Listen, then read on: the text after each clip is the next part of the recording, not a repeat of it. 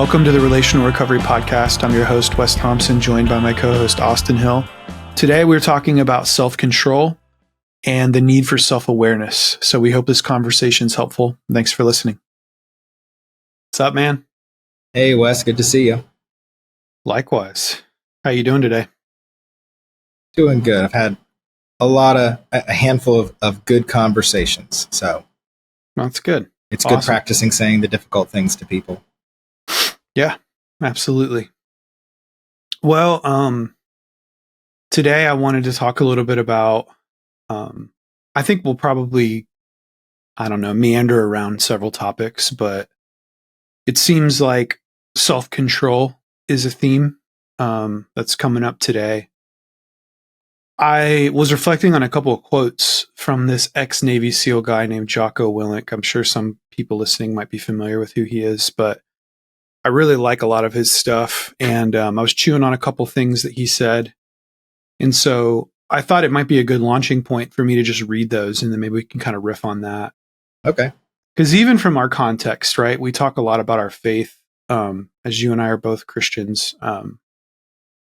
The Bible has a lot to say about self-control, and I think oftentimes, like, we think about self-control, we go a lot of different directions, but I think that how I want to frame it up is, if we want to get where we want to go, I think we have to be disciplined to some degree.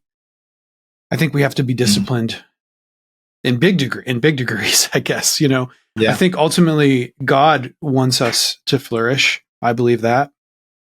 But in order to flourish, there's a particular kind of way we have to live our lives. Like we can't do anything we want and it end well for us. And that's true for anybody. And so I think that self-control comes down to, like, doing the things that are ultimately going to bring about good things in our lives. And that takes intentionality, and it takes focus, and it takes, we have to write those things down. I think a lot of us don't even know what we want, really. We might have a vague sense of what we want, but a part of self-control is even knowing what we want. I was, before I read these quotes by Jocko, I came across a quote by, and I know some people will like him and some people won't, but I don't care. But I came across a really good quote by Jordan Peterson recently, where he essentially said something to the degree that, like, we can't exude self-control unless we are self-aware. And I was chewing on that, and how I interpreted what he was saying was like, which I agree with, at least how I interpreted it. It's like, I can't be really self-controlled if I don't really know who I am and what it is that I want and what it is that I struggle with. Like, self-awareness has to do with knowing my vulnerabilities, knowing my struggles, knowing how other people perceive me. And if I have a really, really low sense of self-awareness, it's going to be hard to be self-controlled. The two kind of go hand in hand. And so I think self-awareness is another topic that might come up a little bit today. But it's interesting. I hadn't really thought about it that way until I read that. I think it was like a tweet or something by him that someone sent me that I thought was really good. But how about I just read these quotes by Jocko, and even that comment from Peterson, and we can kind of riff on that. That sounds good. There's also a biblical text, I'll start with that, in Titus 1:8. Leaders were called to be hospitable, loving what is good, people that are self-controlled, upright, holy, and disciplined. So you can see, even, right there in the New Testament, in the early church, they were striving to be self-controlled. They were striving to focus on what is good. And there's a sense in there of awareness of the people around you, awareness of ultimately the message that Jesus called his people to. So there's a piece of self-awareness there. There's obviously a call to self-control as well. Jocko, who again was this ex-Navy SEAL, intense guy. I really like these quotes, though. He says, "Most of us aren't defeated in one decisive battle. We're defeated one tiny, seemingly insignificant surrender at a time that chips away at who we should really be." I'm going to read that again. Most of us aren't defeated in one decisive battle. We're defeated one tiny, seemingly insignificant surrender at a time that chips away at who we should really be. Really like that.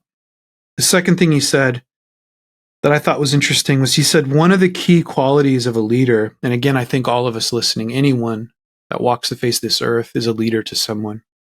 So I don't want anyone to hear the word leader and think that's not them. But he says one of the key qualities of a leader must, is a person who must possess, is the ability to detach from the chaos, the mayhem, and the emotions in a situation and make good, clear decisions based on what is actually happening. Again, one of the key qualities of a leader, or one of the key qualities a leader must possess, is the ability to detach from the chaos, mayhem, and emotions in a situation and make good, clear decisions based on what is actually happening.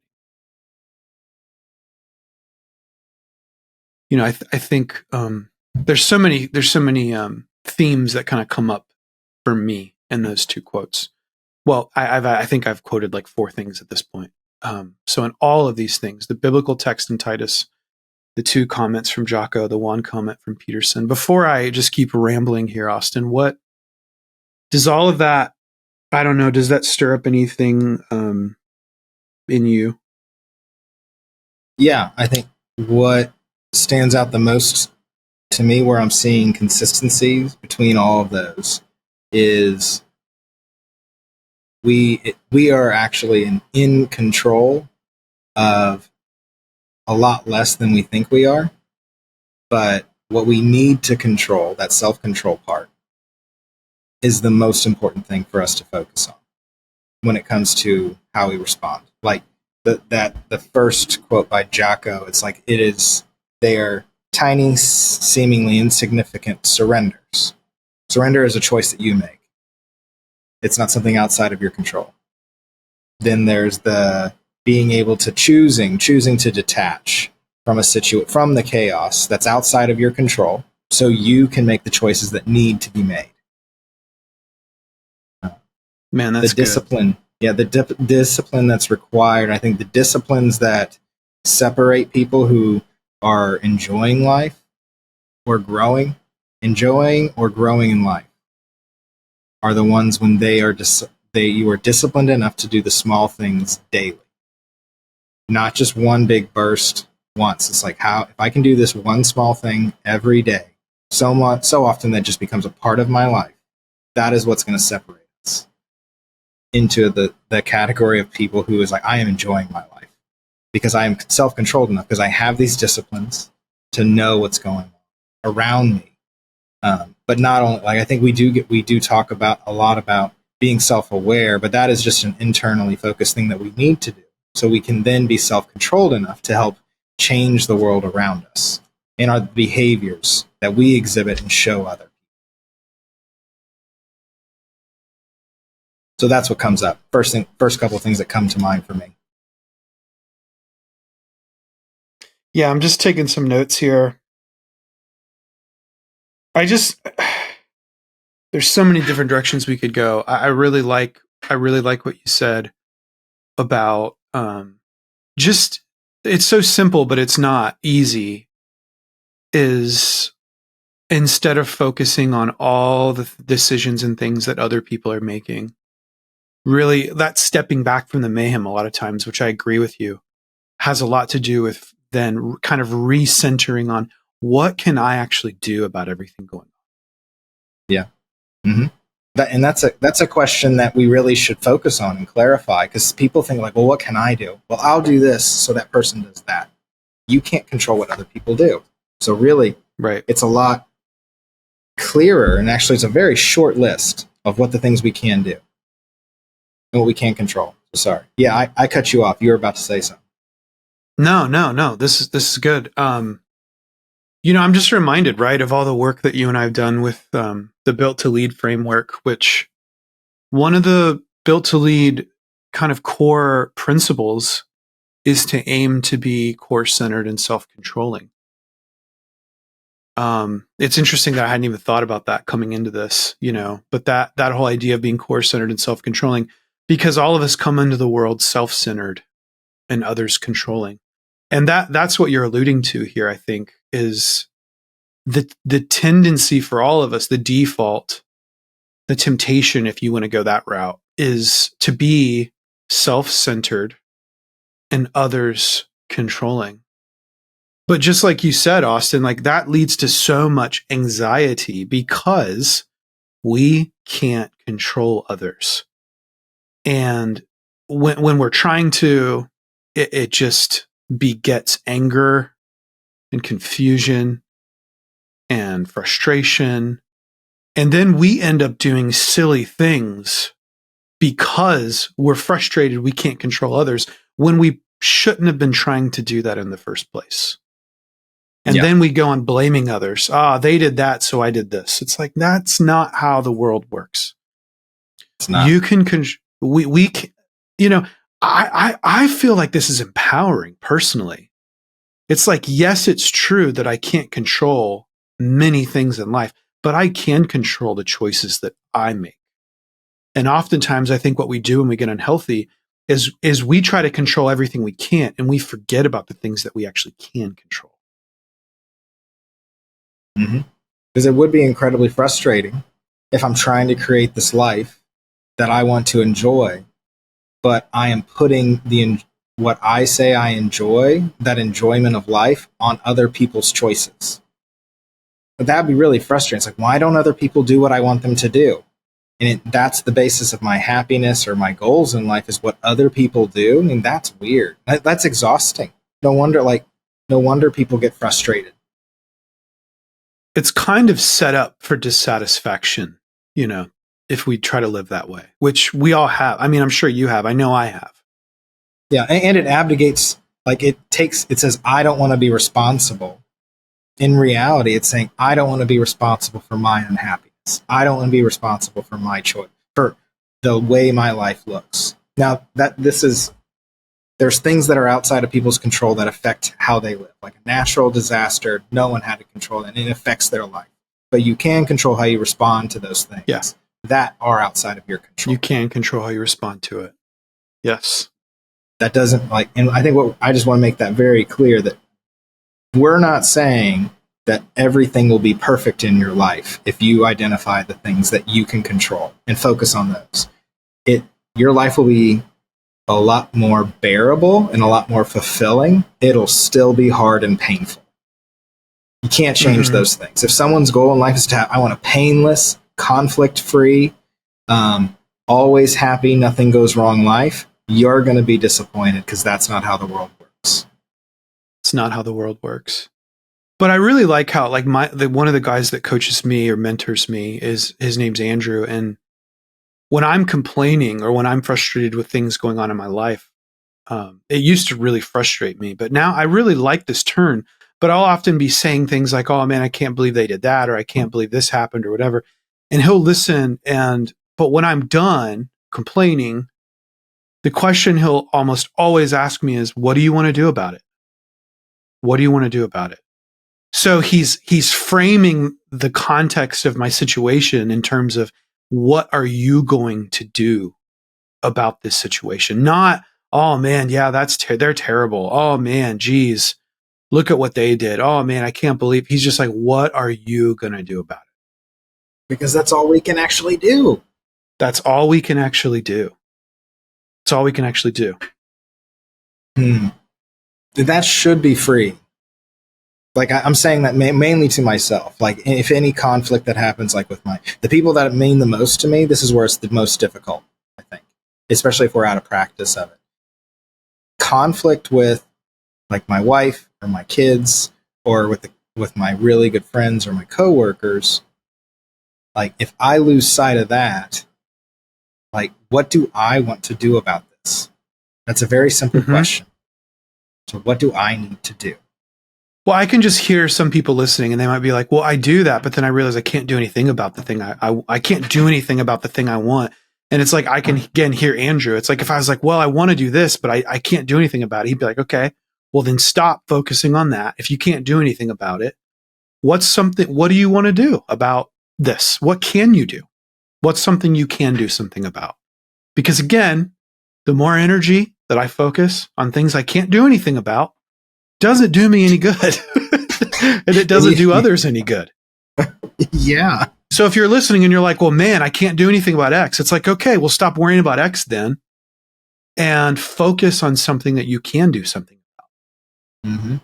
Yeah. Because think about it. Literally, it starts to sound insane, but it's like, if I spend a lot of energy on something I can do nothing about, what good can come from that? Yeah. Other than just being exhausted. Other than just being exhausted, which I don't know about anybody listening, but I don't want to do things that just exhaust me without any benefit. Mm-hmm. Especially if there's no benefit you acknowledge. Yeah. But if there's no benefit, if there's nothing good's going to come from it, there's nothing I can do about it. We're causing ourselves suffering in that situation. Yeah. So can I make an example? So let's say we have a relationship with somebody and it's just really unhealthy and it's not working. And every single time after the conversation with them, you're just exhausted. You feel like you're going crazy. You can't control what they do, but I'm going to keep going back and doing the same thing. I'm going to keep putting myself in a situation where I'm exhausted. I feel crazy every time, being manipulated or lied to by that person. And I'm just putting effort into this. It's kind of like me. It's like, I'm going to go hit my head against the window or a wall, a brick wall again. And I get a headache every single time I do it. Man, I wish there was something I could do about this headache. Because every time I hit my head against the wall, I get a headache. I don't know, maybe you could stop hitting your head against the wall. You could stop doing that. Yes, stop. So like in that relationship, if you put a boundary up, or like, we're not talking about this topic, or like, I need you to respect me, then that's it. That you can control it. Because if they don't, then it's your choice. Like, well, looks like we're not talking anymore. Exactly. And that's something you can control. Mm-hmm. Yeah.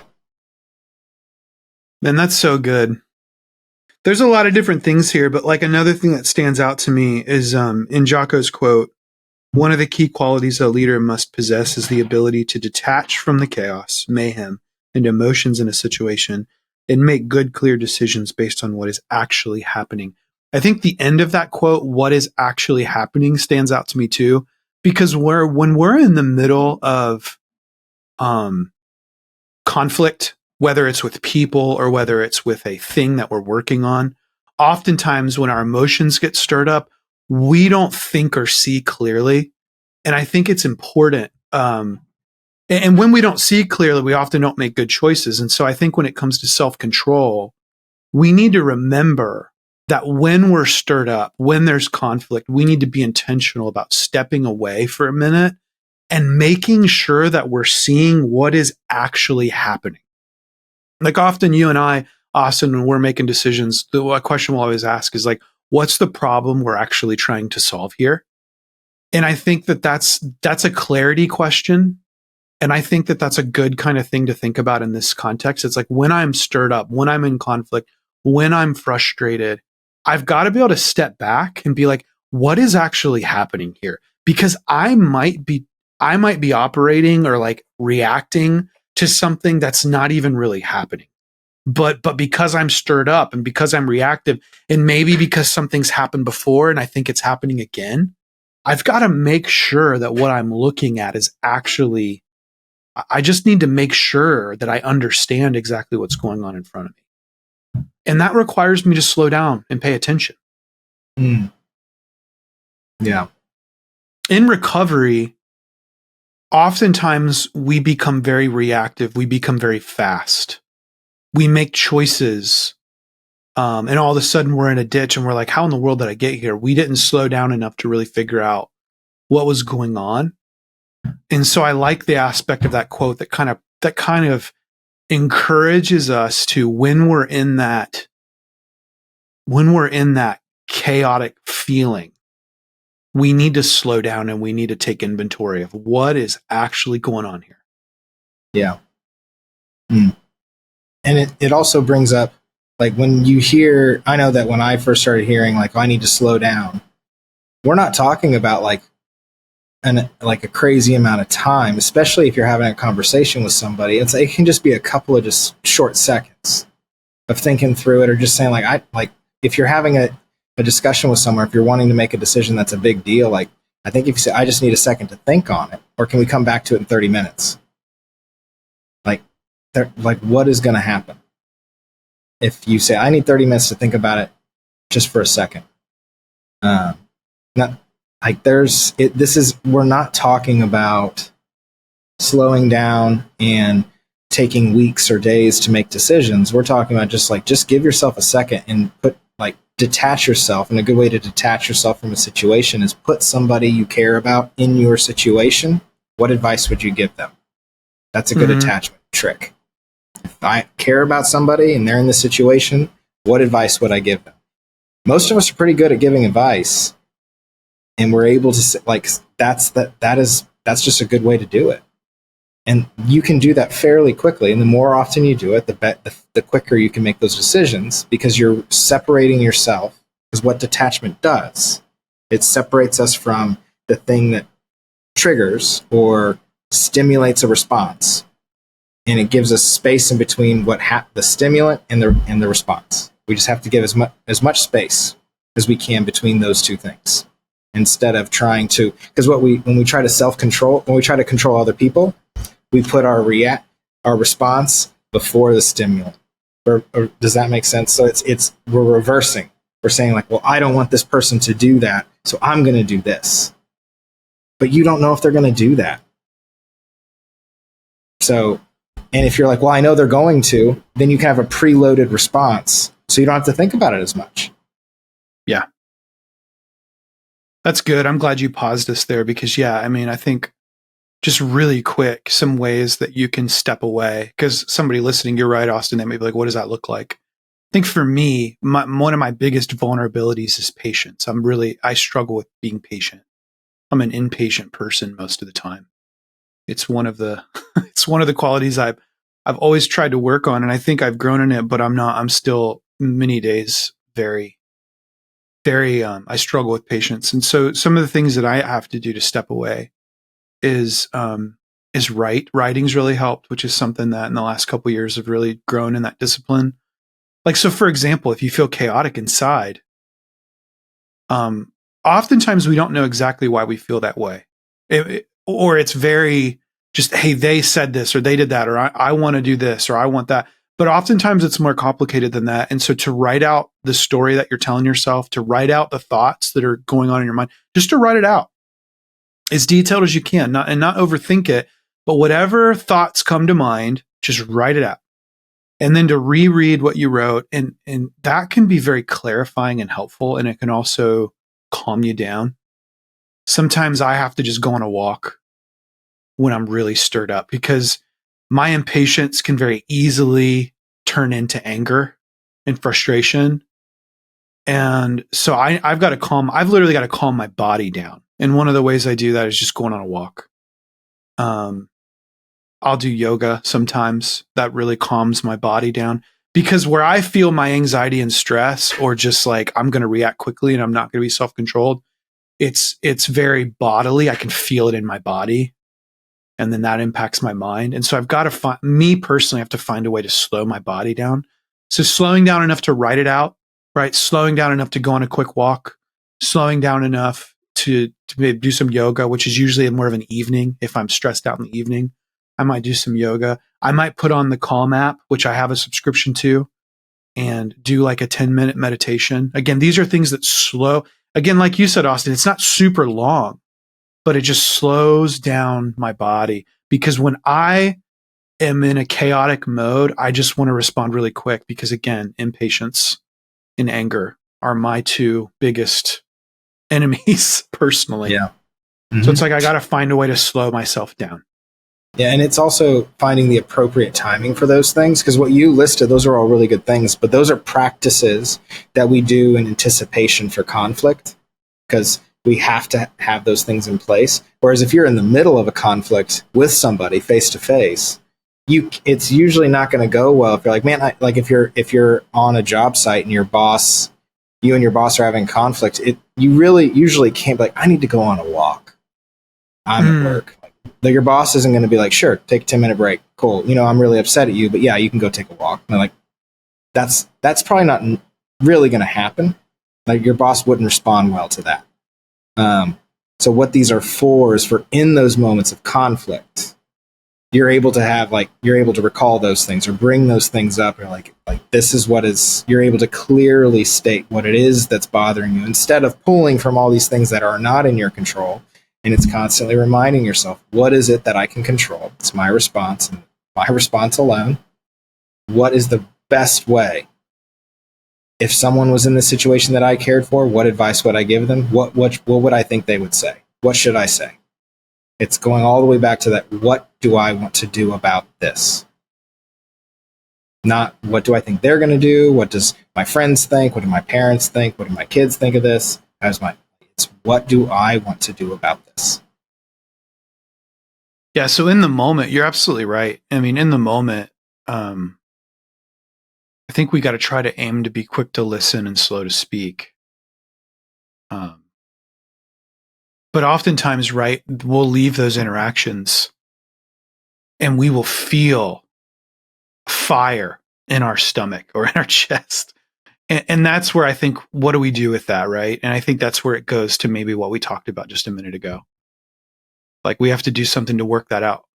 Yeah, on that one, I feel like there's two roads that people go on. When you feel that fire in your gut, like, I know that mine is to just start talking and just saying things. Because my apology is often, I shouldn't have said that. Sorry, I shouldn't have said that. That's not what I meant. The other side is when someone feels that fire in their gut to shut down, steel trap, nothing's getting out. Yep. And neither are helpful. I can't remember, like, I am realizing more that I had a tendency of just not saying things because of my exaggerated talking in some situations. I just wouldn't say the important things. I would just say all the frivolous surface things. I wouldn't say what I was really thinking. But what some people do, and what I'm very guilty of this too, is when there are moments of truth, when I just need to say what is true, I don't say it. So what we're saying in those conflicts, in those moments, you need to have the clarity to say, this is what's bothering me.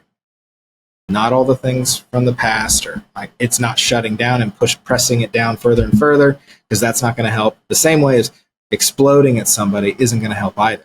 So what the practice of saying what needs to be said with truth and kindness in those moments, it lets you say it more often, so you're not pushing things down, and then you're also not exploding.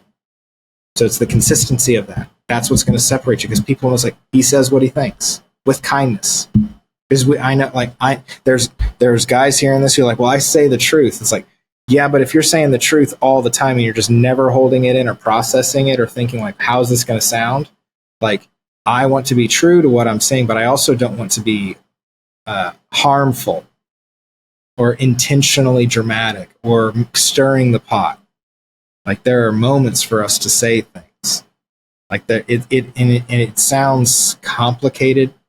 And the fact is, like, well, there's moments when I should say things and moments when I shouldn't.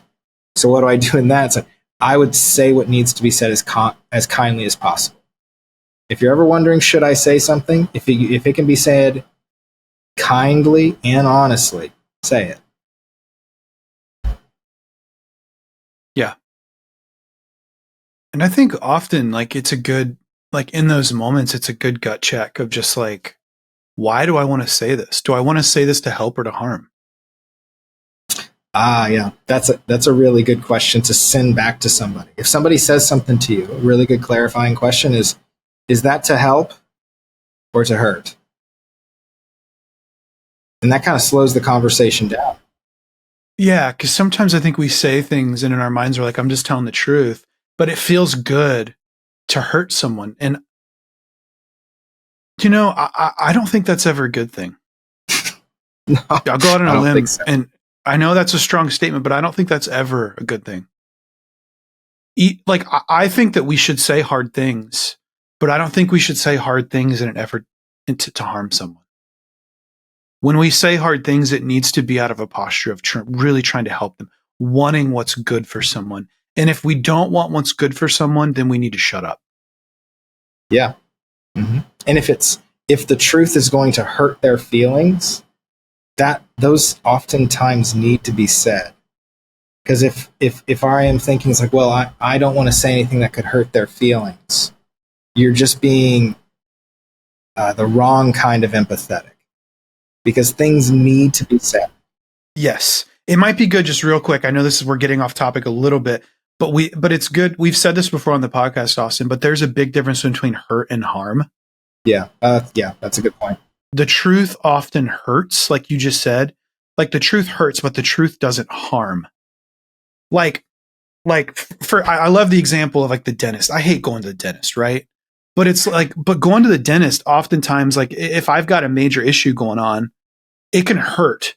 But the dentist is causing that hurt ultimately to help me to fix a problem, right? I never go to the dentist and the dentist harms me. Like I leave worse than I came in, right? Like if like that dentist needs fired if he's just causing harm. The truth does not harm, but the truth can hurt at times. But that hurt should lead to flourishing. The aim of truth hurting is meant to cause healing. But if we're just going in trying to cause harm, we need to stop because that's not helpful.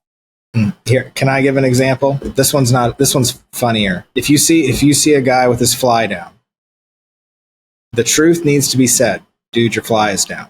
So you can go up to him and whisper and say, your fly is down. Just before something's in their teeth. That's a good way to do it. If the same thing is if you see somebody and you're like, dude, everyone look, his fly is down.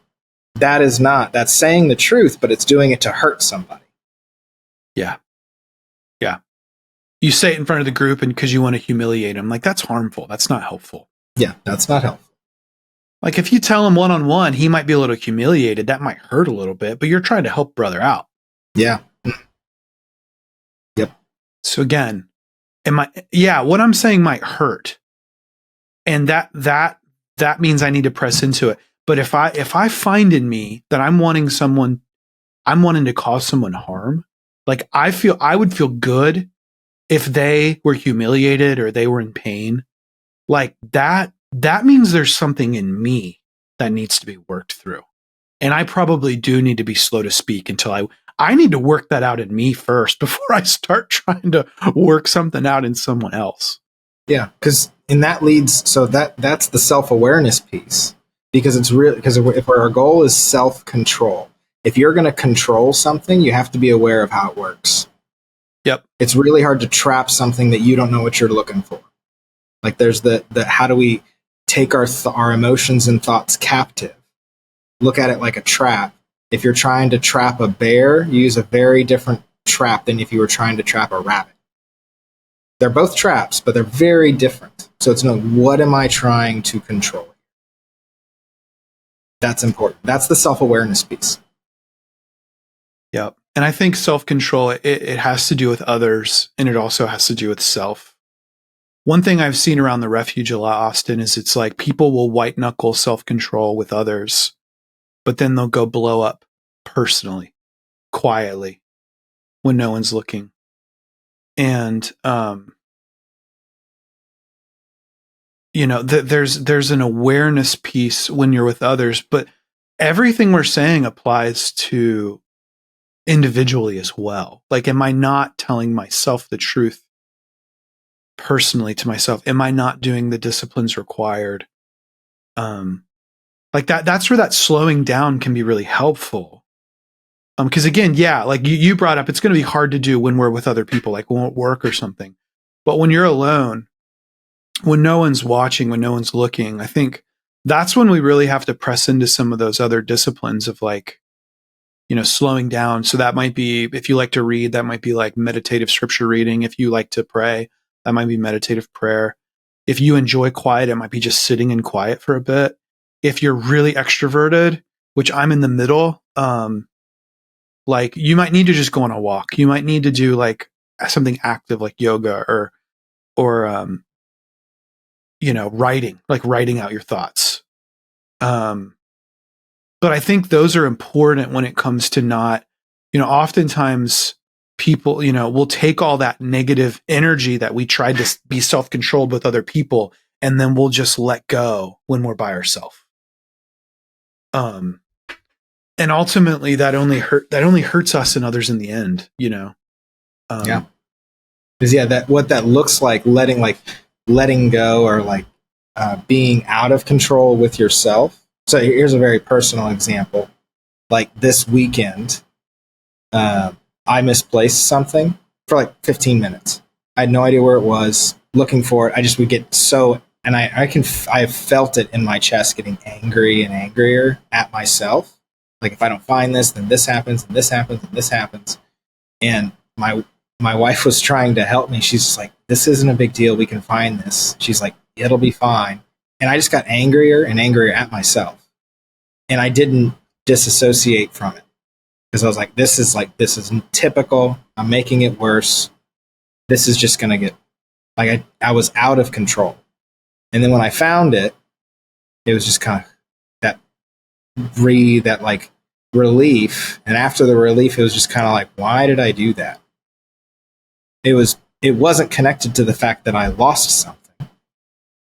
It was because I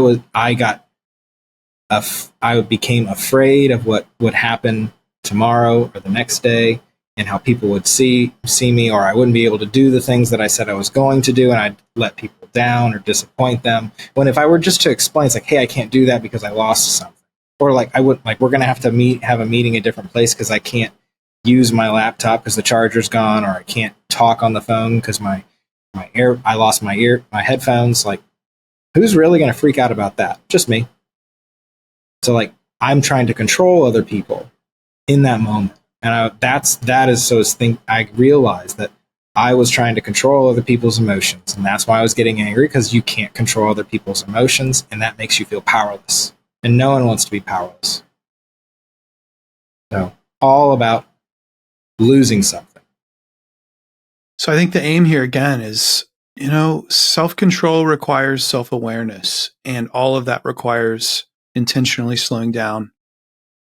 And I think we've said several things around this topic that hopefully are helpful, but is there anything else you want to add before we land the plane here?